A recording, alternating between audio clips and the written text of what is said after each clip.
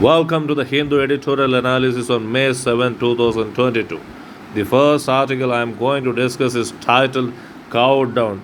The editorial is in response to lynching of two tribal men by activists of the Bajrang Dal in Sioni in Madhya Pradesh.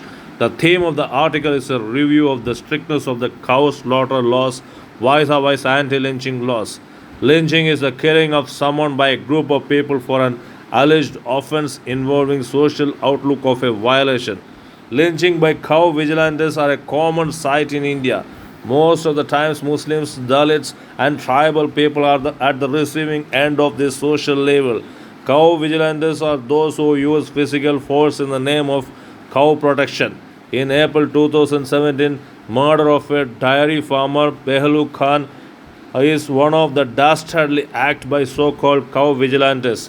These brutal acts are examples of mob lynching, which is a crime in India. In India, cow slaughter laws are more protected and enforced in priority over mob lynching, which is also a crime. The total ban on cow slaughter is upheld by Supreme Court in 2005 on grounds of directive principles of state policy and Article 48, 48A and 51A of the Constitution. Under directive principles, the states have the power to stop cow slaughter. The editorial also refers to rule of law. The rule of law, which originated from Magna Carta, states that no one is above the law. The article also refers to majoritarian impulses. The majoritan is the governing or believing decision by a majority. The article refers to a word insinuation, which means suggesting a or thinking something bad in an indirect and unpleasant way. The article also refers to acuity in implementation of cow slaughter laws. The word acuity means sharpness or keenness of thought.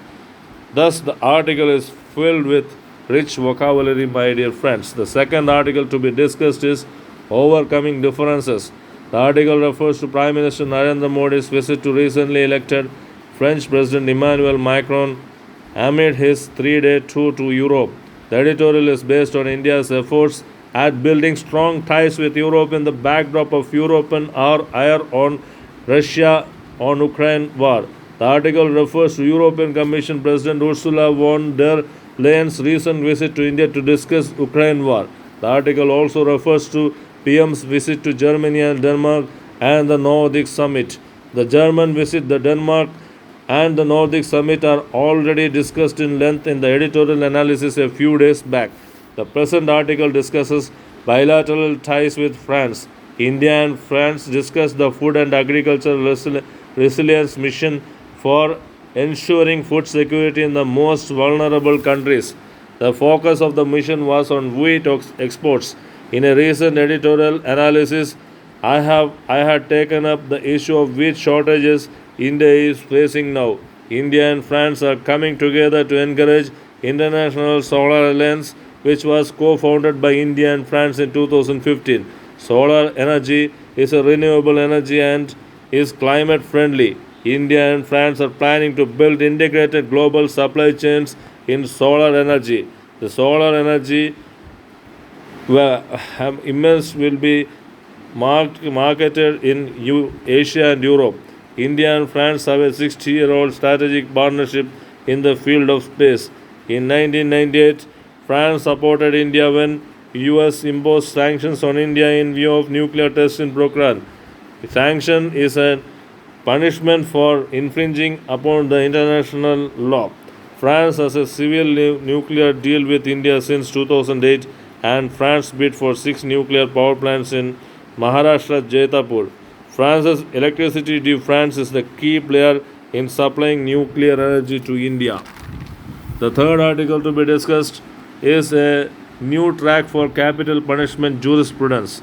The article refers to the rationality of judgments around death penalty in India without sticking to the principles of ratio decidendi and mitigating circumstances. The Latin phrase ratio decidendi refers to the judgment of the court to be based upon the reason for deciding. The reason for decision must be based upon the facts of the case, the law, and the order precedent. The order precedent means the already decided case.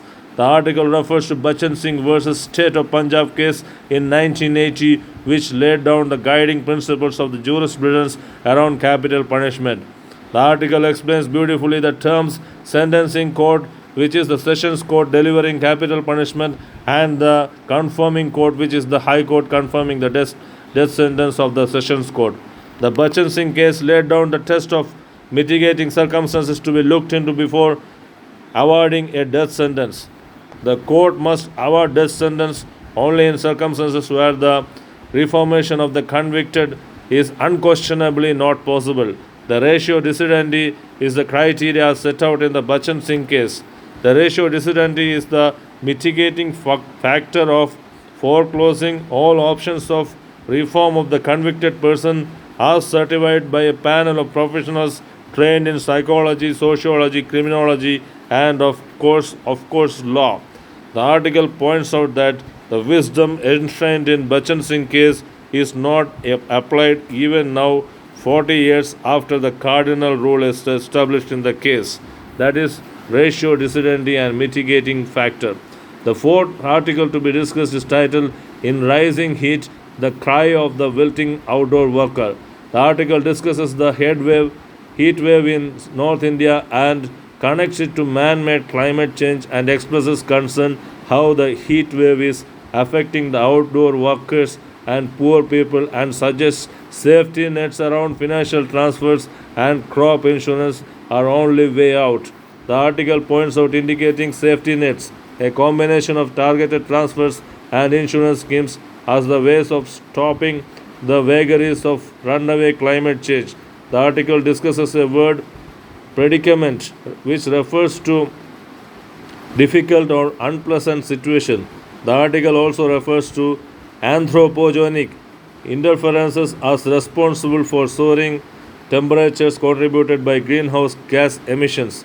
The article also refers to building resilience to climate change. The climate resilience is the ability to anticipate, prepare for, and respond to hazardous events, trends, or disturbances related to climate. The resilience is the ability to cope with the risk caused by climate change. The disaster insurance must be in place to cope with disasters caused by climate change. The financial transfers to poor farmers must equip themselves with better methods to tackle environmental extreme weather situation. The article suggests adaptation to climate change is a better method and afforestation as a method to cool off the environment. The article also points out that only 26% of food and fuel subsidies reach the poor.